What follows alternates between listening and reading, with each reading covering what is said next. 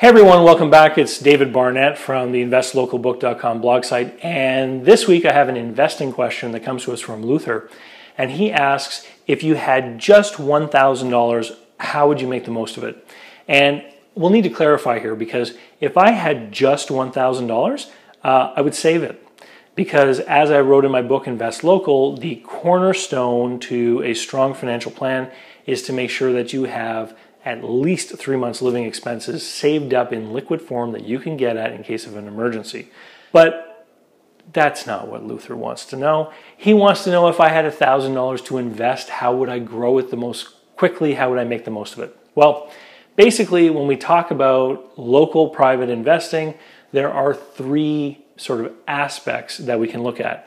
There's risk, there's return, and there's time and effort on our part, okay? So take my money down to the bank, earn 1% on a savings deposit.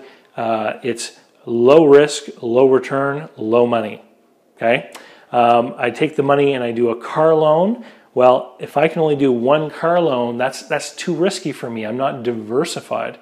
So what ways could we look at that might allow us to diversify the $1,000 and also earn a great rate of return, and I'm not going to concern myself at all with the time and effort. So this investing plan is going to involve a lot of time and effort, Luther, because basically what I'm going to suggest to you is, with a small amount of money like $1,000, in order to diversify your risk so that you don't expose yourself too much to any one party, you're going to want to make very small loans, like maybe $100, $200 each, right? So that's a lot of effort.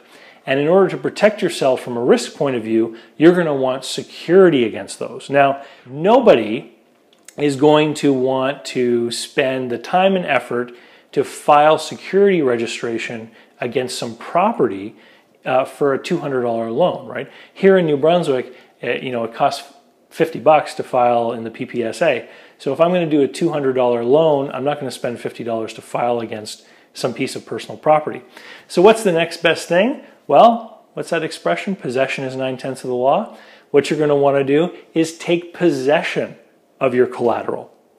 So really what I'm saying is, you're going to become a pawnbroker.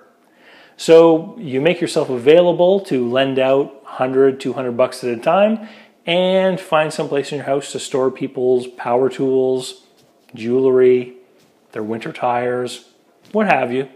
And then when they pay you back with interest, you return the property to them. That, I think, is the most fun way to get a high rate of return and diversify your risk while protecting yourself with having security, but it is going to take quite a bit of work.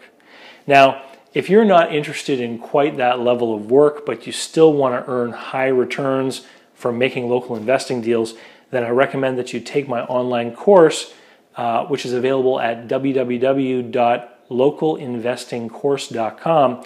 And it's all about the nuts and bolts, step-by-step, how to find, document, evaluate, create the paperwork for, and properly register the security on a small local investing deal, and then provide customer service to that person, and to further leverage your deal to maximize your returns. So thanks for the great question, and we'll see you guys all next week. Hey, you made it to the end of the video. That's great. Don't forget, visit www.investlocalbook.com. Sign up for my email list. It's right down here under the welcome video. Thanks, and we'll see you next time.